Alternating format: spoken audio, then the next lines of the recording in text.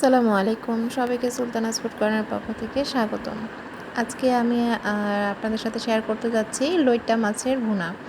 লইট্টা শুটকি রান্না তো আমরা অনেকভাবে খেয়ে থাকি। আমি নিজেও লইট্টা শুটকির রেসিপি এখানে আপনাদের সাথে শেয়ার করেছি এর আগেও। তো আজকে আমি কাঁচা লইট্টা মাছের ভুনাটা আপনাদের সাথে শেয়ার করতে যাচ্ছি।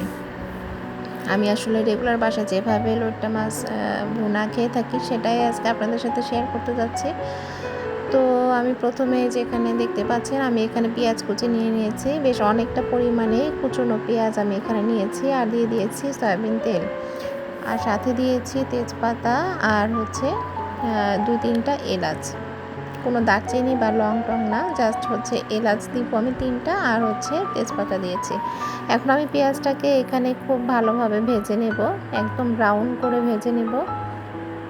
পেঁয়াজটা যখন আমার একদম বাদামি, মানে একদম ডিপ বাদামি কালার হয়ে যাবে, ভাজা হয়ে যাবে, তখন আমি এর মধ্যে সামান্য পরিমাণে একটু পানি দিয়ে দেব মশলাটাকে কষানোর জন্য। আসলে লইট্টা মাছ, মানে কাঁচা লইট্টা মাছ বলেন বা শুটকি যেটাই বলেন না কেন, এই দুটোই এত পরিমাণে মজার হয় খেতে, মানে শুটকিরও একরকম স্বাদ, আবার কাঁচা লইট্টা মাছ তো আরও বেশি মজার। তো এই তো আমার পেঁয়াজটা ভাজা হয়ে গিয়েছে। পেঁয়াজটা যখন আমার একদম ব্রাউন কালার হয়ে গেছে, তখন আমি এর মধ্যে দিয়ে দিয়েছি সামান্য পরিমাণে পানি মশলাটাকে কষানোর জন্য। এখন আমি এর মধ্যে দিয়ে দিব হলুদের গুঁড়া, মরিচের গুঁড়া, স্বাদ মতো লবণ, ধনিয়া জিরা গুঁড়া, আর দেব সামান্য পরিমাণে আদা রসুনের পেস্ট। এই সব মশলাগুলো দিয়ে আমি মশলাটাকে খুব ভালোভাবে এখানে ভাজা করে ভুনে নিব। আমি যে কোনো রেসিপিতেই আমি যে কথাটা সবসময় বলি আপনাদের সাথে, যে রান্নাই হোক না কেন, মাছ, মাংস কিংবা সবজি, যেটাই হোক না কেন, মশলাটা সবসময় যদি আমরা একটু সময় নিয়ে, ধৈর্য নিয়ে যদি মশলাটাকে একটু ভালোভাবে কষিয়ে নিই, এতে করে রান্নার টেস্টটা অনেক গুণ বেড়ে যায়। তাই যে দেখতে পাচ্ছেন আমার কিন্তু মশলাটা এখানে খুব ভালোভাবে, মানে মশলা থেকে তেল ছেড়ে এসছে আমার এখানে, তার মানে মশলাটা আমার খুব ভালোভাবে ভাজা হয়ে ভুনা হয়ে গেছে। মশলা থেকে এভাবে যখন তেলটা উপরে উঠে আসবে, তখনই আপনি বুঝবেন যে আপনার মশলাটা খুব ভালোভাবে ভাজা হয়ে গিয়েছে। তা আমি এই পর্যায়ে এখন এখানে আরও সামান্য পরিমাণে একটু পানি দিয়ে দিব। এরপর কিন্তু আমি রেসিপিতে আর কোনো পানি ব্যবহার করব না, আপনারা একটু খেয়াল করবেন। তো এখন আমি এই পর্যায়ে দিয়ে দিচ্ছি এখানে সামান্য পরিমাণে একটু পানিটা দিয়ে আমি মশলাটাকে আরেকটু কষিয়ে, তারপর আমি এর মধ্যে এই লইট্টা মাছ এবং কাঁচা মরিচগুলোকে একসাথেই দিয়ে দিব। আসলে সামুদ্রিক মাছে পর্যাপ্ত পরিমাণে এমনিতেই পানি থাকে, মানে পানি ছেড়ে আসে। বিশেষ করে লইট্টা মাছটা মানে এতটাই এটা মানে হয়ে থাকে, নরম হয়ে থাকে।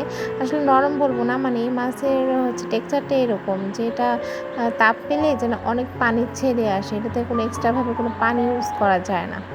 তো এই যে দেখতে পাচ্ছেন আমি কিন্তু এই যে মাছ এবং কাঁচামরিচ একসাথে দিয়ে দিয়েছি, এবং এই পর্যায়ে আমি মাছটাকে খুব ভালোভাবে নাড়াচাড়া করে মশলার সাথে কষিয়ে নেব। কারণ একটু পরে কিন্তু আর এটাকে মানে খুন্তি বা হাতা দিয়ে কিন্তু বেশি নাড়াচাড়া করা যাবে না, তাহলে ভেঙে যাবে। আপনারা যারা এর আগে কখনো লইট্টা মাছ রান্না করে খাননি, আমি তাদেরকে এটাই বলবো যে লইট্টা মাছ রান্নার সময় চেষ্টা করবেন মশলাটাকে একটু শুকনো করে রেখে তার মধ্যে মাছটাকে দিয়ে খুব ভালোভাবে একটু নাড়াচাড়া করে কষিয়ে নেবেন। কারণ এটা যত সময় যাবে তখন কিন্তু মাছটা নরম হয়ে আসে, মানে খুব দ্রুতই হয়ে যায়, এটা কুক হয়ে যায়, যার কারণে পরে কিন্তু আর বেশি হাতা বা খুন্তি দিয়ে নাড়াচাড়া করা যায় না। তো এই যে দেখতে পাচ্ছেন আমি কিন্তু এখানে ভালোভাবে নাড়াচাড়া করে নিয়েছি, মশলার সাথে খুব ভালোভাবে কষিয়ে নিয়েছি।